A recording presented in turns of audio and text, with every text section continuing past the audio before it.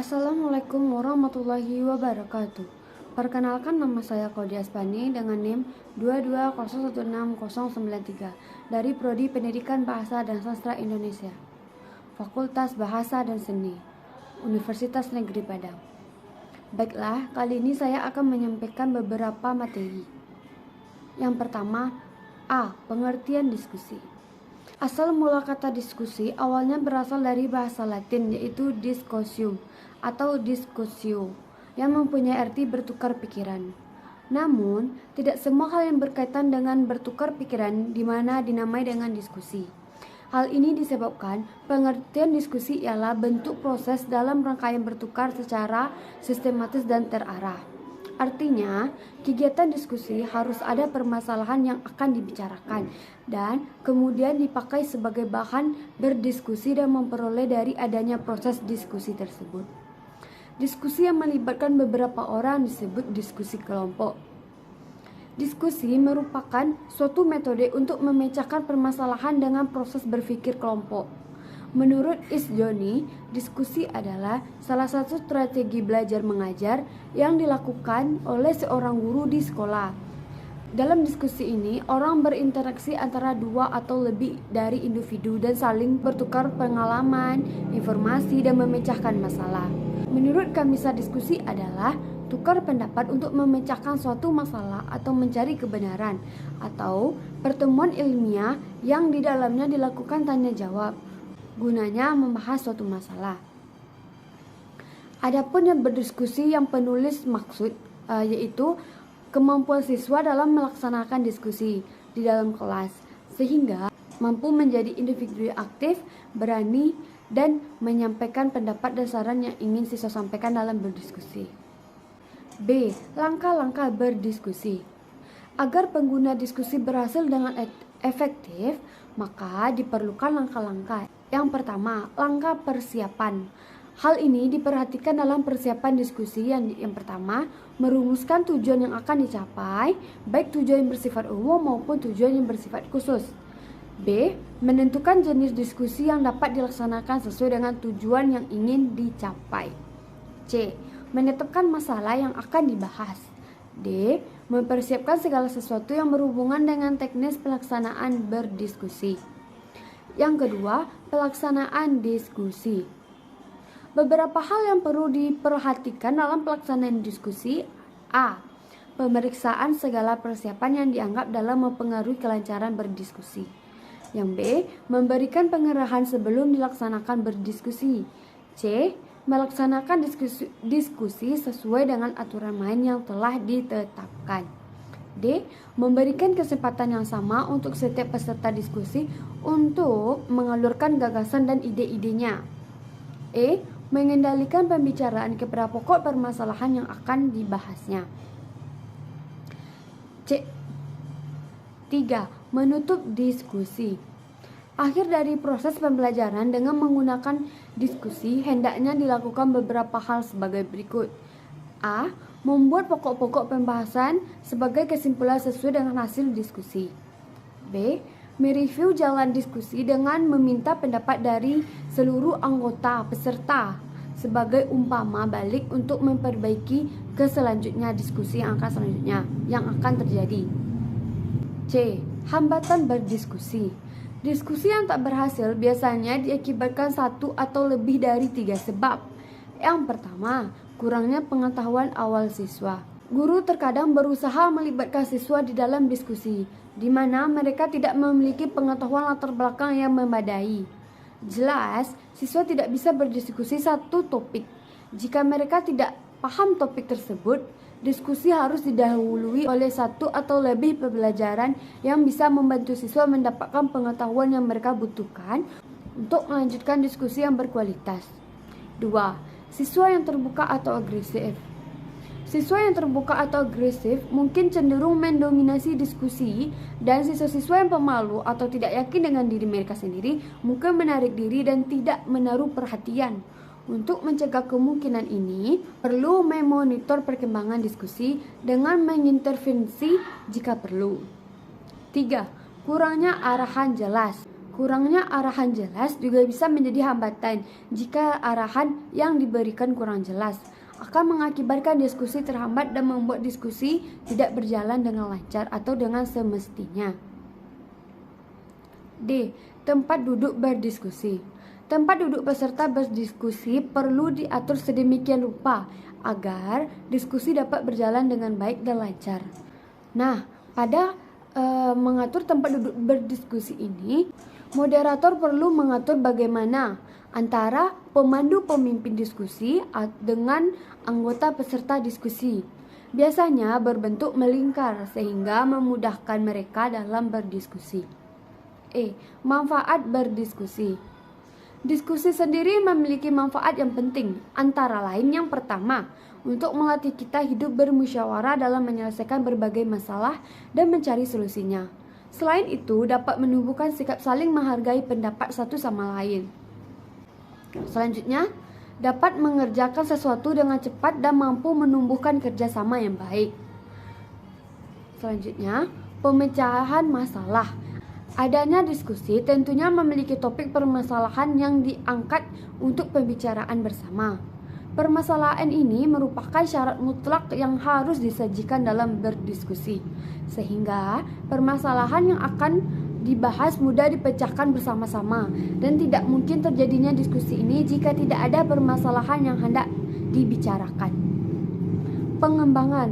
Selain sebagai wadah untuk menemukan solusi atau masalah diskusi, merupakan wadah pengembangan diri, tenggang rasa, hormat ke sesama, harga diri, dan berani dalam mengutarakan pendapat serta menguasai betul tentang persoalan yang akan dibicarakan. F. Unsur-unsur berdiskusi. Yang harus ada sebagian unsur wajib dalam berdiskusi. Yang pertama, moderator. Moderator ialah individu yang mempunyai hak untuk mengatur atau memimpin terselenggaranya diskusi dengan tetap dan tertib, sejalan dengan topik yang akan mereka bahas. Moderator juga memiliki wewenang untuk mengawali acara diskusi dengan membuka serta menutup acara diskusi tersebut. 2. Pembicara atau penyaji makalah atau penulisnya. Pembicara merupakan orang yang bertugas untuk mempersiapkan makalah, menyampaikan makalah, memberikan tanggapan atas makalah, dan yang menguasai tentang topik permasalahan yang akan membahas dalam acara berdiskusi. Selanjutnya, notulis. Notulis mempunyai kemampuan untuk menulis atau mencatat jalannya acara diskusi dalam bentuk notulah.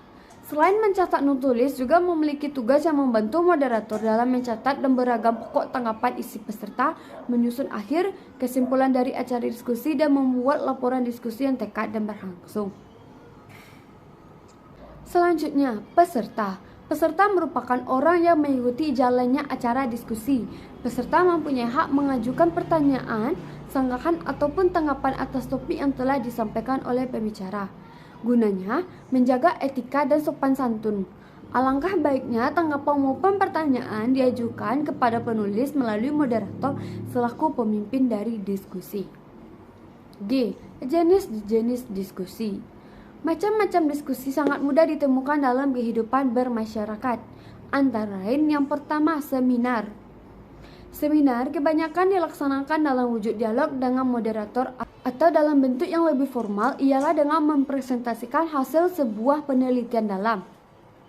Tidak jarang juga ada sesi debat dan ada kalanya berbagi pengalaman, walaupun pembahasan yang dibahas ialah masalah sehari-hari. Dalam pembahasannya, tujuannya ialah mencari suatu solusi dari masalah yang dibahas. Oleh sebab itu, kegiatan seminar selalu diakhiri dengan kesimpulan. Bahkan keputusan-keputusan yang dihasilkan dari pendapat bersama yang kadang-kadang disematkan sebagai resolusi atau rekomendasi. Dalam seminar, pembahasan merujuk pada lembar kerja yang telah dibuat sebelumnya oleh pembicara seminar, dengan mengikuti topik-topik bahasa yang telah disediakan oleh panitia penyelenggara. Selanjutnya, training.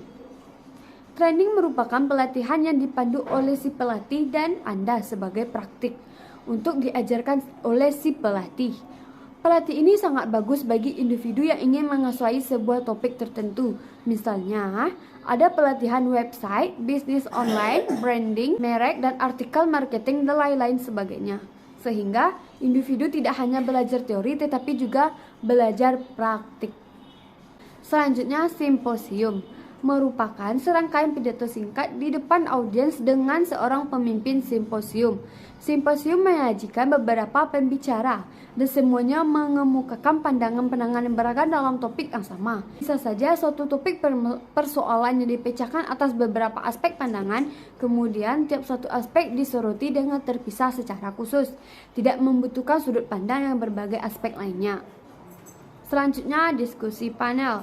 Panel ialah satu bagian dari diskusi yang telah dirancang untuk membahas tentang satu topik di depan para audiens. Biasanya diskusi ini disampaikan oleh 3-6 orang yang dianggap kompetensi di bidang dengan yang dipimpin oleh seorang moderator. Para penyaji materi berdiskusi sedemikian rupa membahas topik-topik untuk para pengunjung bisa mengikuti pembicaraan mereka. Pengunjung hanya memiliki tugas sebagai pendengar setia. Oleh karena itu, banyak apapun jumlah pengunjungnya hanya dianggap sebagai kelompok yang diajar oleh guru atau satu regu. Selanjutnya, rapat. Rapat merupakan salah satu bentuk sarana komunikasi kelompok secara resmi yang bersifat terbuka.